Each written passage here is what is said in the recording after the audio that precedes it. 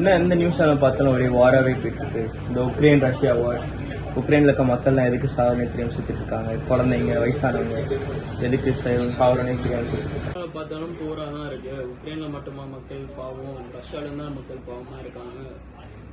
மக்களுக்கு என்ன நடக்குதுன்னே தெரியாமல் செத்து போயிட்டு இருக்காங்க. பாவம் ரொம்ப கேட்கும் போதெல்லாம் ஒரு கொஞ்சம் ஒரு மாதிரி படபடப்பாக ஆகுது. பாவம் உக்ரைன் மக்கள் தான்.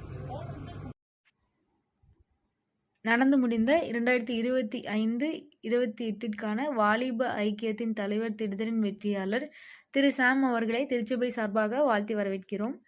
தொடர்ந்து இம்முறையும் வெற்றி பெற்ற தலைவரை வாழ்த்த பெண்கள் ஐக்கியத்தின் சார்பாக மிஸ் சோஃபியா அவர்கள் சால்வை அணிவித்து கௌரவப்படுத்துவார்.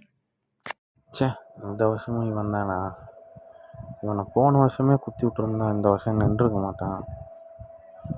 முடியட்டும், யோசிக்கலாம். ஏய் சாம், நில்லு.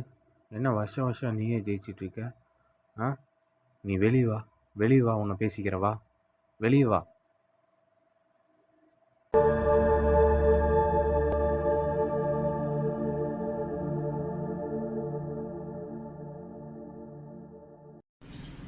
நீ இல்லைன்னா நான் தனியாக இருப்பேனே, நீ என் கூடவே இரு. நீ இல்லைன்னா நான் என்னடா பண்ணுவேன், நீ கூடவே இருடா. ஐயோ, இந்த டாக்டர் கூட எதுவும் பண்ண மாட்டேன்னு சொல்லிட்டாங்களே. உனக்கு வந்திருக்க கேன்சர் நோய் யார் குணப்படுத்துவாங்க? டாக்டர்லாம் கைவிட்டுட்டாங்களே. ஐயோ, நான் எந்த தெய்வத்தை போய் கும்பிடுவேன்? நீ தான் எனக்கு வேணும். நீ இல்லாமல் நான் இந்த உலகத்தில் என்ன பண்ண போகிறேன்? நீ இல்லாமல் எப்படி இந்த உலகத்தில் வாழ போகிறேன்?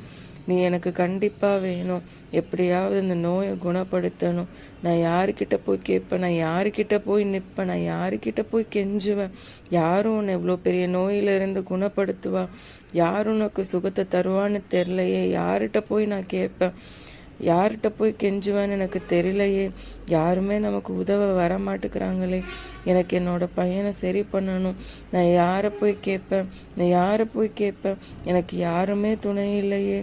என் பையனுக்கு சுகம் வேணுமே.